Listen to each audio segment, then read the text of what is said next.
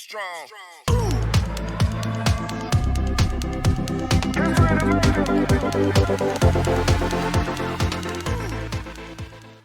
Okay previous topics లో మనం 6th chapter గురించి ఆల్రెడీ తెలుసుకున్నాం కదా.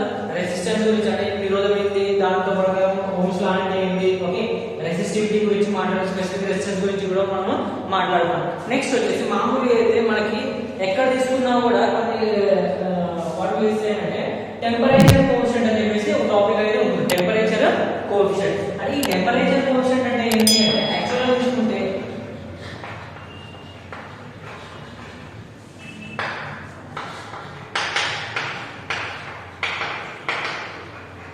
Temperature coefficient. ఈ టెంపరేచర్ కోఎఫిషియంట్ నథింగ్ బట్ ఒక డిగ్రీ దగ్గర అంటే సపోజ్ ఒక ఉష్ణోగ్రత దగ్గర సపోజ్ 0 డిగ్రీస్ కావచ్చు లేదా 23 రూమ్ టెంపరేచర్ అని చెప్పేస్తే 27 నుంచి 27 నుంచి మాట్లాడుకుంటా కదా. సో 23-27 డిగ్రీస్ దగ్గర ఉన్నప్పుడు ఒక రెసిస్టెన్స్ వాల్యూ ఉంటుంది. At the same time temperature పెరిగినప్పుడు కూడా మనకి ఒక రెసిస్టెన్స్ వాల్యూ అనేది ఉంటుంది. ఓకే రెసిస్టెన్స్ వాల్యూ అనేది 0 డిగ్రీస్ దగ్గర ఒకలాగా ప్లస్ అంటే ఒక టెంపరేచర్ పెరిగినప్పుడు ఒకలాగా ఉంటుంది. యాక్చువల్ బేసికల్ గా మన టెంపరేచర్ కోఎఫిషియంట్ కి ఫార్ములా అంటే ఏంటి, బేసికల్ గా మన డెఫినిషన్ ప్రకారం చెప్పుకుంటే ఒక టెంపరేచర్ దగ్గర మనకి ఏంటి సపోజ్ 0 డిగ్రీస్ టెంపరేచర్ దగ్గర మనకు ఉన్న రెసిస్టెన్స్ 1 డిగ్రీ 0 డిగ్రీస్ కాస్త 1 డిగ్రీ లాగా చేంజ్ అయినప్పుడు చేంజ్ అయిన రెసిస్టెన్స్ ని మనం టెంపరేచర్ కోఎఫిషియంట్ అని చెప్పేసి చెప్పుకుంటాము. అంటే ఏంటి 0 డిగ్రీల దగ్గర ఒక రెసిస్టెన్స్ ఉంటుంది. అట్ ది సేమ్ టైం ఒక టెంపరేచర్ అంటే 1 డిగ్రీ టెంపరేచర్ చేంజ్ అయినప్పుడు దాంతో సమానంగా మళ్ళీ మనకి నిరోధం అనేది పెరుగుతుంది. దాన్నే టెంపరేచర్ కోఎఫిషియంట్ అని చెప్పేసి చెప్పుకుంటాము. దీన్ని మనం బేసికల్ గా యూజ్ చేసే ఫార్ములా ఆల్ఫా నాట్ అని చెప్పేసి చెప్పుకుంటాము. దీని మామూలుగా మనకి ఏంటి ఆల్ఫా నాట్ టెంపరేచర్ కోఎఫిషియంట్ మొత్తం కనుక్కోవాలి అంటే ఆల్ఫా నాట్ ఈక్వల్ టు మనకి ఏంటి R. Okay alpha naught equal to మనం ఎలా తీసుకుంటాము, ఆల్ఫా నాట్ ఈక్వల్ ఆల్ఫా తీసుకుంటే R minus R naught by okay R minus R naught by R naught into T, R naught into T per degree centigrade. Per degree centigrade అంటే ఏంటి suppose ఒక resistance కి దగ్గర 0 degrees దగ్గర తీసుకున్నప్పుడు ఒక resistance value ఉంటుంది. సేమ్ టైం అంటే ఏంటి మనం ఒక రెసిస్టెన్స్ అంటే ఒక టెంపరేచర్ దాటిన తర్వాత ఇంకో రెసిస్టెన్స్ అనేది మనకి ఉంటుంది. ఆ చేంజింగ్ రెసిస్టెన్స్ ఎంత ఉంది, ఏ టెంపరేచర్ కి ఎంత చేంజ్ అయింది అని కనుక్కోవడానికి మనం టెంపరేచర్ కోఎఫిషియంట్ గురించి మనం మాట్లాడుతున్నాము. అంటే పర్ డిగ్రీ సెంటీగ్రేడ్ పెరిగే కొద్దీ ఆటోమేటిక్ గా దాని రెసిస్టెన్స్ వాల్యూ ఎలా చేంజ్ అవుతుంది దాని గురించి మనము ఈ టెంపరేచర్ కోఎఫిషియంట్ అంటే మనం కనుక్కుంటాము. Okay so this is our temperature coefficient. Next వచ్చేసి ఈ టెంపరేచర్ కోఎఫిషియంట్ గురించి మాట్లాడుకోవడానికి మెయిన్ రీజన్ ఏంటంటే మనం కొన్ని మీటర్స్ దగ్గర యూజ్ చేస్తుంటాం, కొన్ని మీటర్స్ దగ్గర మనం యూజ్ చేస్తుంటాం, కొన్ని మెటీరియల్స్ అనేది ఉపయోగిస్తాం. ఫర్ ఎగ్జాంపుల్ గా మ్యాగ్నెటిక్ అనేది మనం ఉపయోగిస్తాం మీటర్స్ లో. రీజన్ ఏంటి అంటే మామూలుగా ఏంటి మ్యాగ్నెటిక్ అనేది మనం ఉపయోగిస్తాం. ఎక్కడ ఉపయోగిస్తాము స్టాండర్డ్ రెసిస్టెన్స్ దగ్గర అనేది మన స్థిరంగా ఒక రెసిస్టెన్స్ ఒక నిరోధం అనేది కావాల్సినప్పుడు మనకి అక్కడ స్టాండర్డ్ గా ఉండడానికి స్టాండర్డ్ రెసిస్టెన్స్ అనేది మనకి అక్కడ ఏంటి మన ఆటోమేటిక్ గా ఎంత టెంపరేచర్ చేంజ్ అయినా కూడా మనకి అక్కడ రెసిస్టెన్స్ వాల్యూ అనేది మరి చేంజ్ కానీ దానిలో మనం స్టాండర్డ్ రెసిస్టెన్స్ అని చెప్పేసి చెప్పుకుంటాం. ఈ స్టాండర్డ్ రెసిస్టెన్స్ దగ్గర మనం కనుక్కోవడానికి మ్యాగ్నెటిక్ అనేది మనం ఉపయోగిస్తాం. మ్యాగ్నెటిక్ వైర్ అనేది మనం ఉపయోగిస్తాం. రీజన్ ఏంటి అంటే మ్యాగ్నెటిక్ ఉపయోగించడానికి ఈ టెంపరేచర్ కోఎఫిషియంట్ అనేది మ్యాగ్నెటిక్ కి చాలా తక్కువ ఉంటుంది. అంటే కంపేర్ టు కాపర్ యూజ్ చేసుకుంటే మ్యాగ్నెటిక్ యొక్క టెంపరేచర్ కోఎఫిషియంట్ చాలా తక్కువ. సపోజ్ ఎగ్జాంపుల్ గా తీసుకుంటే కాపర్ లో మనం ఆటోమేటిక్ కరెంట్ సప్లై వెళ్ళినప్పుడు ఆటోమేటిక్ కొద్దిగా టెంపరేచర్ అనేది పెరుగుతుంది. ఆ టెంపరేచర్ పెరగడం వల్ల కొద్దిగా దాని రెసిస్టెన్స్ వాల్యూ అనేది 1 డిగ్రీ నేను ఆల్రెడీ చెప్పుకున్నాను కదా, 1 డిగ్రీకి చేంజ్ అయితే ఎంత రెసిస్టెన్స్ అవుతుంది. అలానే కాపర్ తీసుకున్నప్పుడు ఆటోమేటిక్ గా మనకి రెసిస్టెన్స్ వాల్యూ మనకి చేంజ్ అవుతుంది. ఆ కంపేర్ చేసుకుంటే మ్యాగ్నెటిక్ యొక్క రెసిస్టెన్స్ వాల్యూ అనేది మనకి అంటే చేంజ్ అవ్వడం అనేది చాలా తక్కువగా ఉంటుంది వేరే మెటీరియల్స్ తో కంపేర్ చేసుకుంటున్నప్పుడు. అందుకే మ్యాగ్నెటిక్ మనం స్టాండర్డ్ రెసిస్టెన్స్ దగ్గర మనం ఉపయోగించుకుంటాం. స్టాండర్డ్ రెసిస్టెన్స్ మనం తయారు చేసుకోవడానికి మనం ఉపయోగించుకుంటాము. ఓకే నెక్స్ట్ వచ్చేసి ఓకే దాంతో పాటు నెక్స్ట్ వచ్చేసి మనకి ప్యారలల్ మెథడ్స్. ఈ ప్యారలల్ మెథడ్స్ ఆల్రెడీ నేను చెప్పాను ప్రీవియస్ క్లాస్ లో చెప్పినప్పుడు ఇళ్లలో మనకి అంటే హౌస్ హోల్డ్ పర్పస్ వల్ల మనం ప్యారలల్ కనెక్షన్స్ తీసుకుంటాము. ఎందుకు తీసుకోము అని చెప్తే మెయిన్ రీజన్ ఏంటంటే ఏ డిజైన్ తీసుకున్నా కూడా మనకి యాక్చువల్ గా మనకి ఇళ్లలో తీసుకునే ప్రకారం తీసుకునే ప్యారలల్ యూజ్ చేసుకుంటాం. రీజన్ ఏంటి అంటే వోల్టేజ్ పర్పస్. వోల్టేజ్ ప్రతి ఎక్విప్మెంట్ కి మనకి చేంజింగ్ అనేది ఏమి ఉంటుంది అంటే కరెంట్ అనేది చేంజ్ ఉంటుంది. ఈ వోల్టేజ్ ప్యారలల్ లో మనకి యాక్చువల్గా నేను బేసిక్ గా చెప్పుకున్నప్పుడే మనం బేసిక్స్ చెప్పుకునేటప్పుడు ప్యారలల్ కనెక్షన్ అనేది సమాంతర పల్లెలలో మనకి ఎలా ఉంటుంది వోల్టేజ్ అనేది సేమ్ గా ఉంటుంది, కరెంట్ మాత్రమే చేంజ్ ఉంటుంది. అదే మన శ్రేణి కనెక్షన్లలో మనకి ఏమైతుందో సపోజ్ హౌస్ హోల్డ్ పర్పస్ లో శ్రేణి కనెక్షన్ ఇచ్చుకున్నామంటే సపోజ్ ఎగ్జాంపుల్ తీసుకుంటే మనకి ఇట్లా వచ్చేదేమో 5 ఆంపియర్స్. సపోజ్ హౌస్ హోల్డ్ లో మనకి శ్రేణి కనెక్షన్ ఇచ్చుకుంటాం అంటే ఆటోమేటిక్ గా ఒక దగ్గర ఏమో మనకి 230 వోల్టేజ్ ఉన్న కాస్త ఇంకో దగ్గర వచ్చేసరికి 210 కావచ్చు లేదా 200 వోల్టేజ్ కావచ్చు. ఈ 200 లేదా 210 వోల్టేజ్ అయినప్పుడు ఆటోమేటిక్ గా మనకి ఎక్విప్మెంట్ ఏదైతే ఉందో అది పని చేయడం అనేది సరిగా చేయదు. దాని యొక్క మాక్సిమం అవుట్పుట్ అనేది మనకి ఇవ్వదు. అంటే ఇది దానికి ఇచ్చిన అంటే దానికి ఇచ్చిన ఇన్పుట్ తో కంపేర్ చేసుకుంటే దాని యొక్క అవుట్పుట్ అనేది చాలా తక్కువగా ఉంటుంది. ఇలా మనం సిరీస్ కనెక్షన్లలో ఎన్ని తీసుకున్నా కూడా మనం ఎన్ని తీసుకునే లాస్ట్ పాయింట్ వచ్చేసరికి ఫర్ ఎగ్జాంపుల్ ఏదైనా రూమ్ తీసుకుంటే ఆ రూమ్ లో లాస్ట్ పాయింట్ పెట్టుకుంటే ఆ లాస్ట్ పాయింట్ వచ్చేసరికి ఆటోమేటిక్ గా వోల్టేజ్ కాస్త మనకి ఏమైతుంది 120 130 అంటే లేదా 140 150 రావచ్చు. మన రేటింగ్ ప్రకారం తీసుకుంటే ఏ ఎక్విప్మెంట్ రేటింగ్ ప్రకారం తీసుకున్నా కూడా మనకి వోల్టేజ్ అనేది మనకి 230 వోల్ట్స్ అనేది ఉంటుంది. ఓకే, సో మనం బేసికల్ గా అనేది శ్రేణి కనెక్షన్ అనేది మనము ఇళ్లలో అనేది హౌస్ హోల్డ్ దాంట్లో మనం ఉపయోగించము. డొమెస్టిక్ వైరింగ్లలో మనం ఉపయోగించము. మనం ఎప్పుడు సమాంతర కనెక్షన్ మనము ఉపయోగించుకుంటాము. ఓకే, నెక్స్ట్ వచ్చేసి KVL and KCL. Nothing but ఏంటి Kirchhoff's voltage law, Kirchhoff's current లా.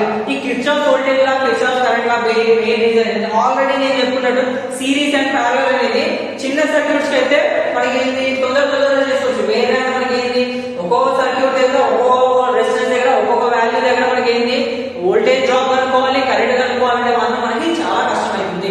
దానికోసం మనం చాలా ఉపయోగిస్తాము Kirchhoff's voltage law and Kirchhoff's current లా అనేది మనం ఉపయోగిస్తాం. కిర్చాఫ్స్ లా దీనిలో బేసికల్ గా మనకి ఏంటి రెండు లాస్ అనేవి ఉంటాయి. ఫస్ట్ వచ్చేసి KCL nothing but Kirchhoff's current law.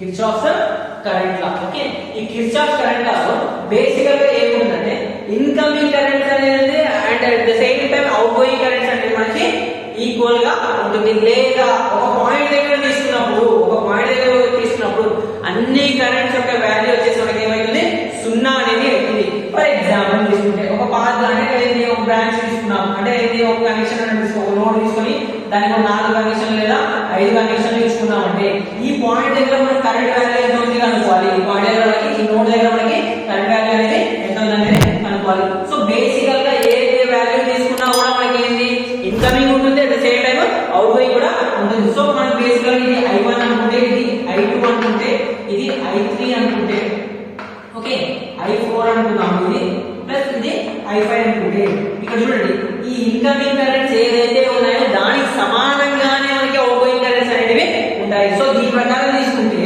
I1 okay I1 ఈ పాయింట్ దగ్గర వచ్చేటి ప్లస్ తీసుకుంటే వెళ్ళేటి మైనస్ తీసుకున్నాం. Okay, so plus I1 plus I2 okay plus I2 minus I3 minus I4 plus I5 equal to 0. Okay, దీని ప్రకారం చేసుకుంటే మనకి ఏంటి మైనస్ క్వాంటిటీస్ అన్ని ఈక్వల్ టు అవతల పెట్టేసుకుంటే మనకి ఏమైంది I1 plus I2 plus I5 equal to I3 plus I4. So దీన్ని బట్టి మనం ఏం చెప్పొచ్చు ఒక పాయింట్ దగ్గరికి వచ్చే కరెంట్స్ వెళ్ళే కరెంట్స్ మనకి ఏంటి సమానంగా ఉంటాయి. అట్ ద సేమ్ టైం ఆ పాయింట్ దగ్గర ఉండే కరెంట్స్ మనకి వాల్యూ ఎంత 0 అన్నమాట. ఓకే, సో మనకి ఏంటి టోటల్ గా వాల్యూ ఫస్ట్ ఈక్వేషన్ ప్రకారం తీసుకుంటే ఆ పాయింట్ దగ్గర ఉండే కరెంట్ వాల్యూస్ ఏంటి 0. అట్ ద సేమ్ టైం ఇంకోటి కూడా చెప్పొచ్చు ఏంటి ఇచ్చే ఆ పాయింట్ దగ్గర వచ్చే currents at the same time ఆ పాయింట్ నుంచి వెళ్ళిపోయే కరెంట్స్ మనకి సేమ్ గా ఉంటాయి అంటే ఈక్వల్ టు గా ఉంటాయి. నెక్స్ట్ వచ్చేసి కిర్చాఫ్స్ వోల్టేజ్ లా. ఈ వోల్టేజ్ లాలో మనకి ఏంటంటే వోల్టేజెస్ గురించి తెలుసుకున్నాం. అంటే ఏంటి ఒక పాయింట్ దగ్గర వచ్చేసి ఒక మెష్ తీసుకుంటే మెష్ అంటే ఏంటి ఒక సర్క్యూట్ తీసుకుంటే సపోజ్ ఓకే మనకి ఏంటి కిర్చాఫ్స్ వోల్టేజ్ లా దగ్గర మనకి నోడల్ అనాలిసిస్ అన్నట్టు తీసుకుంటాము. At the same time Kirchhoff's voltage లా దగ్గర మనకి ఏంటి మెష్ అనాలిసిస్ అన్నట్టు తీసుకుంటే సో మనం బేసికల్ గా దీనిలో కిర్చాఫ్స్ కరెంట్ వోల్టేజ్ లా మనకి ఎలా తీసుకుంటామంటే సో దీన్నే KVL అని చెప్పేసి కూడా మనం చెప్తాము. KVL కిర్చాఫ్స్ వోల్టేజ్ లా. ఈ వోల్టేజ్ లాలో బేసికల్ గా ఏదైనా సర్క్యూట్ తీసుకుంటే సపోజ్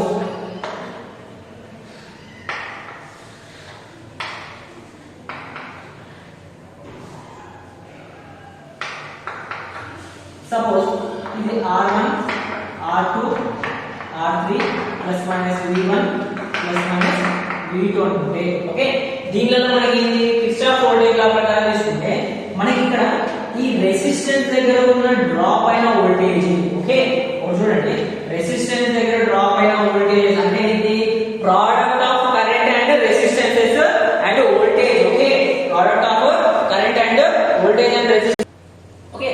అంటే సపోజ్ ఎగ్జాంపుల్ గా ఈ ప్రోడక్ట్ ఆఫ్ కరెంట్స్ అండ్ ఇది రెసిస్టెన్స్ దగ్గర ఈక్వల్ టు ఈ రెసిస్టెన్స్ మొత్తం ఈక్వల్ టు మనకి ఏంటి ఈ వోల్టేజెస్ కి మనకి సోర్స్ వోల్టేజ్ కి ఈక్వల్ గా ఉంటాయి.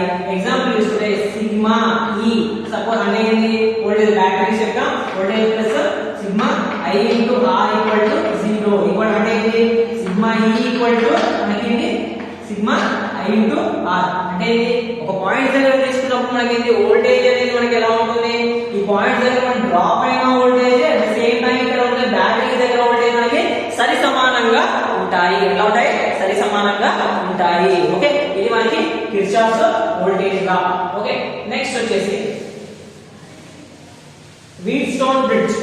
వీట్స్టోన్ బ్రిడ్జ్, ఈ వీట్స్టోన్ బ్రిడ్జ్ ఎక్కడ పనిచేస్తుంది, ఎలా పనిచేస్తుంది అంటే మనకు మెయిన్ రీజన్ ఉపయోగించడానికి వీట్స్టోన్ బ్రిడ్జ్ ఉపయోగించడానికి మెయిన్ రీజన్ ఏంటంటే ఏదన్నా తెలియని రెసిస్టెన్స్ ఉంటే, ఏదన్నా తెలియని రెసిస్టెన్స్ అంటే ఏదన్నా తెలియని నిరోధం ఉంటే దాన్ని కనుక్కోవడానికి మనము ఈ వీట్స్టోన్ బ్రిడ్జ్ అనేది మనము ఉపయోగిస్తాము. ఈ వీట్స్టోన్ బ్రిడ్జ్ కి మనకి డైరెక్ట్ గా మనం డయాగ్రామికల్ గా తీసుకుంటే సపోజ్ ఎగ్జాంపుల్ గా తీసుకుంటే ఓకే,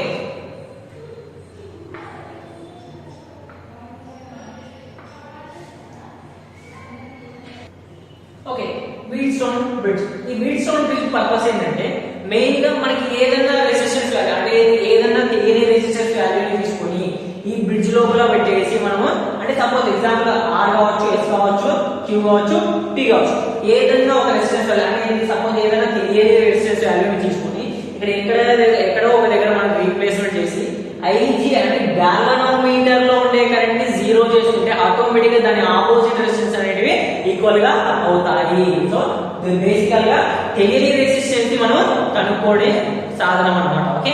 వీట్స్టోన్ బ్రిడ్జ్ అనేది తెలియని రెసిస్టెన్స్ ని దాని యొక్క రెసిస్టెన్స్ వాల్యూ అనేది దాని యొక్క నిరోధ వాల్యూ అనేది కనుక్కోవడానికి మనము ఉపయోగిస్తాం. మనం బేసికల్ గా సపోజ్ దీన్ని KVL KCL అంటే Kirchhoff voltage law and same time Kirchhoff current law ఉపయోగించి ఎలా చేసుకున్నాము.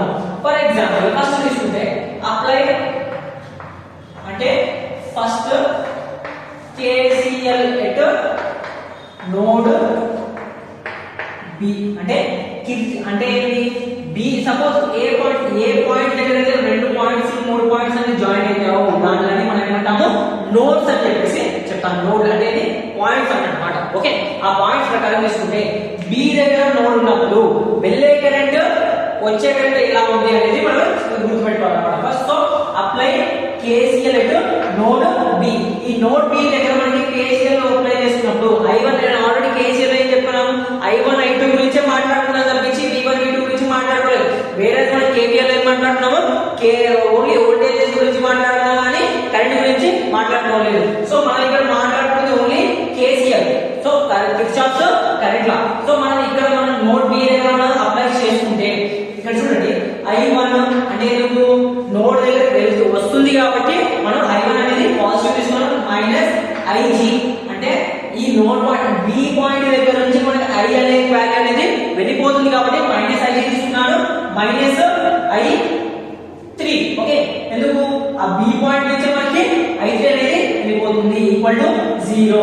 మళ్ళీ నెక్స్ట్ ఏముంది ఇంకో పాయింట్ అప్లై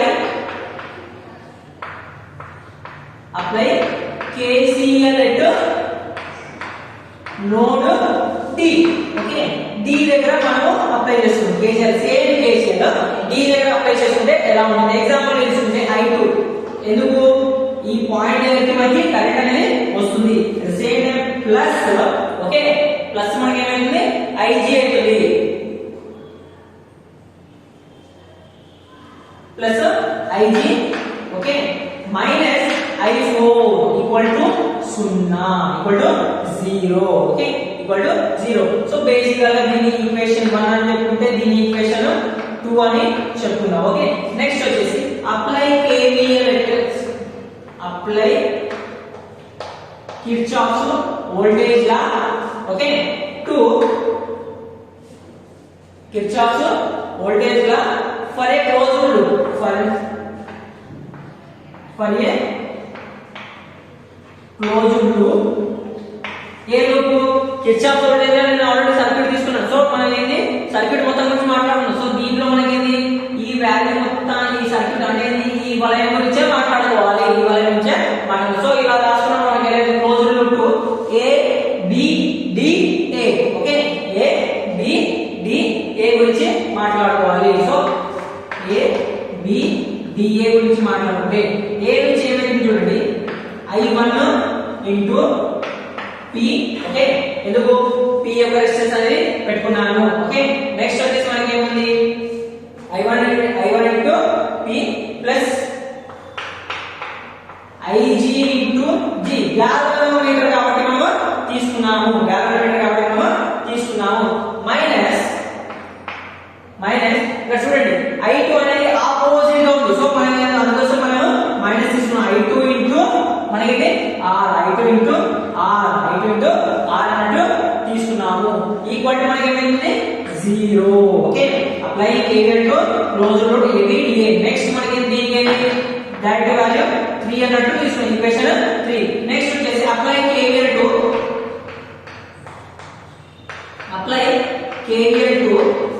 ఇంకో లూప్ ఉంది కదా. సో దీనికి ఒక లూప్ అన్నట్టు తీసుకుంటే ఓకే దీనికి ఒక లూప్ అన్నట్టు తీసుకుంటే so apply KVL to loop BC DB తీసుకుంటే చూడండి ఇక్కడ అవేంది ఇది వచ్చేసి మనకి I3 అన్నట్టు తీసుకున్నాం కదా అది కూడా I4 అన్నట్టు తీసుకున్నాం. సో మనకి ఏంది I3 ఓకే I3 సేమ్ ఏమైంది నెక్స్ట్ ఈ ఈక్వేషన్ కూడా ఇక్కడ రాసుకున్నాము. ఓకే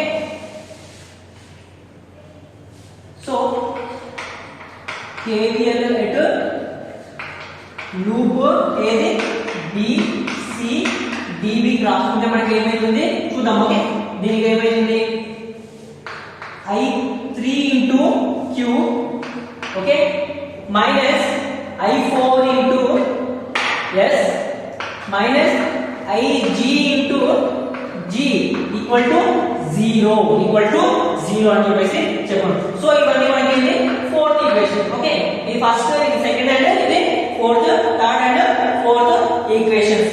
వెల్ సపోజ్ అంటే ఇప్పుడు ఏంది ఇక్కడ బ్రిడ్జింగ్ కరెంట్ ఇదైనప్పుడు ఆటోమేటిక్ మనకి ఏంది ఇక్కడ ఒక రెసిస్టెన్స్ ని ఏదైనా ఒక రెసిస్టెన్స్ ని రియోస్టాట్ ఉపయోగించి సపోజ్ ఇది ఐదర్ మేబీ R అన్న కావచ్చు ఐదర్ మేబీ S అన్న కావచ్చు ఐదర్ మేబీ ఇది Q అన్న కావచ్చు ఏదైనా ఒకటి మనకి చేంజింగ్ చేసుకొని మిగతా రెసిస్టెన్స్ మొత్తం అంటే మొత్తానికి వాల్యూలు సేమ్ అయిపోయి గాల్వనోమీటర్ లో వెళ్ళే కరెంట్ మనం అయితే 0 లాగా మార్చుకోవాలి. ఓకే అప్పుడే మనకి ఏమైంది బ్రిడ్జ్ అనేది బ్యాలెన్స్ గా మాట్లాడవచ్చు. సో మనకి ఏంటి ఇది తీసేసినప్పుడు ఆటోమేటిక్ గా మనకి ఏమైంది సపోజ్ ఈ మొత్తం ఫార్ములాస్ రాస్తున్నాం అంటే ఏంటి లూప్స్ అనేది చేస్తున్నాం కదా ఈ లూప్స్ ప్రకారం అయిపోయిన తర్వాత మనం ఏం చేస్తామంటే యాక్చువల్ గా ఏదైనా ఒక సపోజ్ R తీసుకున్నామంటే R అనేది వాల్యూ చేంజ్ చేసుకోవడము లేదా ఏదైనా ఒకటి ఇక్కడ చూడండి ఎన్ని రెసిస్టెన్స్ వాల్యూస్ తీసుకున్నాం ఈ రెసిస్టెన్స్ వాల్యూస్ ఏదో ఒకటి రియోస్టాట్ అనేది ఉపయోగించుకున్నాం. ఈ రియోస్టాట్ ఉపయోగించే ఈ గాల్వనోమీటర్ లో వెళ్ళే కరెంట్ మనం 0 లాగా మార్చుకోవాలి. ఎప్పుడైతే గాల్వనోమీటర్ లో 0 కరెంట్ అనేది ఉంటుందో అప్పుడు ఆటోమేటిక్ గా ఈ బ్రిడ్జ్ అనేది ఈ సర్క్యూట్ మొత్తం బ్యాలెన్స్డ్ గా ఉన్నట్టు. సో మనకి ఏం చేస్తాం ఫస్ట్ Ig ఈక్వల్ టు మనకి ఏంది 0 అన్నట్టు చేసుకోవాలి. 0 for example Ig making Ig equal to 0 అంటే Ig ఈక్వల్ టు 0 చేస్తుంటే ఆటోమేటిక్ గా మనకి ఏమైతుంది suppose first formula first KVL second KVL ప్రకారం తీసుకుంటే మనకి ఏమైతుంది I1 ఫస్ట్ ఫార్ములా ప్రకారం తీసుకుంటే I1 into P Ig equal to 0 కాబట్టి మనకి ఏమైతుంది minus okay minus I2 into R equal to 0 అవుతుంది. సేమ్ టైం ఇంకో ఫార్ములా ప్రకారం ఇంకో లూప్ లో మనకి ఏమైతుంది Ig ఈక్వల్ టు 0 కాబట్టి మనకి ఏమైతుంది I3 into Q minus I4 into okay I4 into S equal to 0 అనేది అవుతుంది. I4 into S equal to ఏమైతుంది మనకి 0 అనేది అవుతుంది. అప్పుడు ఆటోమేటిక్ గా మనకి ఏమైతుంది యాక్చువల్ గా ఇక్కడ తీసుకుంటే I1 మరియు I3 అనేది ఈక్వల్ గా ఉన్నట్టు. I1 అనేది I3 అనేది మనకి ఏమైతుంది అప్పుడు మనకి ఏమైతుంది అంటే ఈ పాత్ ఏ కరెక్ట్ లేకపోతే ఆటోమేటిక్ గా మనకి ఏమైనట్టు ఇక్కడ డిస్కనెక్ట్ అనేది అయినట్టు.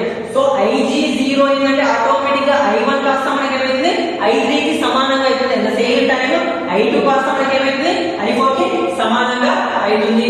when Ig equal to 0 I1 equal to I3 and I2 equal to I2 equal to మనకి ఏమైంది I4 అలాగా అవుతుంది.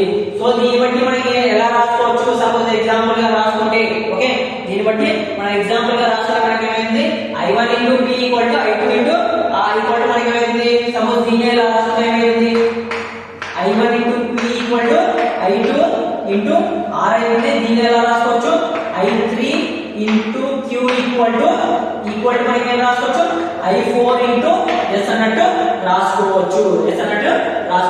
దీన్ని మన ఈక్వేషన్స్ లాగా తీసుకుంటే సపోజ్ ఆల్రెడీ 4 తీసుకున్నాం కదా దీన్ని 5th equation at the same time దీన్ని 6th ఈక్వేషన్ గా రాసుకుంటే dividing okay dividing equation number 5 and 6 dividing equation number 5 and 6 రాసుకుంటే మనకి ఏమైందో ఒకసారి చూద్దాం. Okay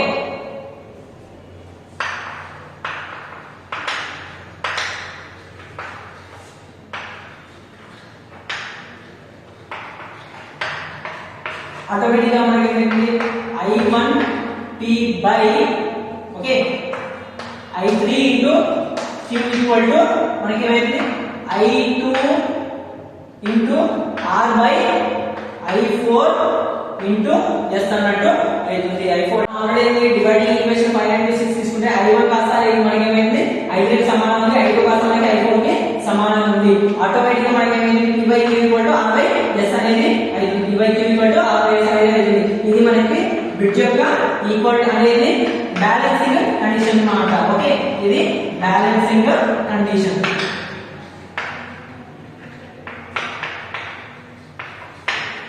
okay